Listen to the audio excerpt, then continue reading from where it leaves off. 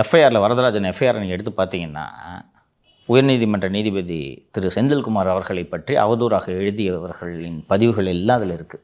மொத்தம் எத்தனை பதிவு தெரியுமா? அதில் 44 பதிவு.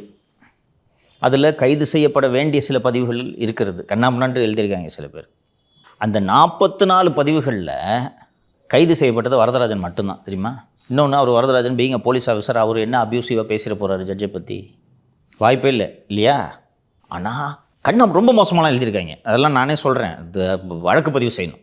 ஓகேவா? அரெஸ்ட்டு நான் அப்போது நான் அதுக்கு ஒத்துக்க மாட்டேன். அப்யூசிவாக நீதிபதியை பற்றி எழுதியிருந்தாலும் he should be prosecuted. Arrest எவிடன்ஸை டேம்பர் பண்ணுவாங்க, இல்லை இன்வெஸ்டிகேஷனுக்கு சிக்கலை விளைவிப்பாங்கன்னா மட்டும்தான் அரெஸ்ட் பண்ணணும். அதர்வைஸ் எஃப்ஐஆர் இருக்கட்டும், ஃபேஸ் பண்ணிட்டோம். ஆனால் அசிங்கமாக எழுதின ஒருத்தன் கூட கைது செய்யப்படலப்பா. ஒருத்தன் கூட கைது செய்யப்படல. 44 போஸ்ட் இருக்குது அந்த எஃப்ஐஆரில். நான் சொல்ல முடியாது ஷோவில், அவ்வளோ மோசமாக இருக்குது. கண்ணா பண்ணான்ட்டு இந்த விஜய் ஆதரவாளர்கள் இந்த சீரியஸ்னஸ் தெரியாமல் ஒருத்தர் கூட கைது செய்யப்படல. என்னென்னா அவங்களெல்லாம் ட்ரேஸ் பண்ணுறதுக்கு டைம் ஆகும். புரியுதா? இஷ்டத்துக்கு ரமேஷ், சுரேஷ், காக்கா, குருவின்ட்டு பேர் வச்சுக்கிட்டு எழுதிடுவான். அதாவது இவரோட நோக்கம் நீதிபதியை விமர்சித்தவங்களை கைது பண்ணுறது இல்லையே, வரதராஜனை கைது பண்ணுறது.